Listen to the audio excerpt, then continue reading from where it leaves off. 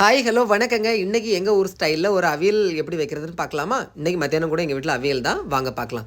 அடுப்பில் சட்டி வச்சுட்டு எண்ணெய் ஊற்றிட்டு கடுகு போட்ட கையோடு பார்த்திங்கன்னா ஒரு எனக்கு கருவேப்பிலை என்ன செஞ்சுடுங்க, இன்றைக்கி என்ன செஞ்சுடுங்க போட்டுவிடுங்க. கடுகு நல்லா பொட்டுன உடனே என்ன செய்யணும் அப்படின்னு பார்த்தீங்கன்னா கொஞ்சம் கிண்டி விட்டுட்டு பெரிய வெங்காயத்தை இந்த மாதிரி கட் பண்ணி விட்டு வதக்கணும் பார்த்துடுங்க.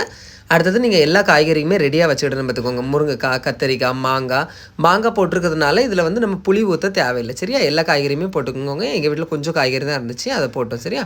போட்டு இப்படி என்ன செஞ்சுக்கிட்டோம், நல்லா ரெண்டு உலுப்பி என்ன செஞ்சுக்கிட்டோம் வச்சுக்கிடணும் பார்த்துக்கிடுங்க. அடுத்தது அப்படியே கொஞ்சோண்டு என்ன செய்யணும், மஞ்சத்தூள், அப்புறம் வந்து கல் உப்பு அப்படியே மேலே பரசி போட்டுட்டு அப்படி என்ன செஞ்சோன்னா ரெண்டு உலுப்பி மறுபடியும் என்ன செஞ்சிடணும், அடுப்பில் வச்சிடணும். அடுத்து தேங்காய் அரைக்கணும் பார்த்துக்கிடுங்க. கொஞ்சம் மிளகாய், அப்புறம் தேங்காய், 2 வெள்ளைக்கூடு, அப்புறம் வந்து கொஞ்சம் சீரகம் போட்டு இந்த மாதிரி பரன்னு என்ன செஞ்சிடணும், தண்ணி ஊற்றாமல் அரைச்சிக்கிடணும் பார்த்துக்கிடுங்க, சரியா?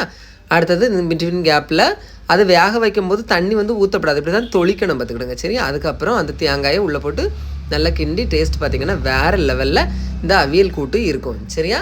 நீங்களும் அதை மாதிரி ட்ரை பண்ணி பாருங்கள். ஃபைனலாக வந்து தேங்காய் எண்ணெய் ஊற்றி அதை என்ன செஞ்சிடலாம், மூடி வச்சிடலாம். ஓகேவா? பிடிச்சிருந்தா லைக் பண்ணுங்கள். தேங்க்யூ.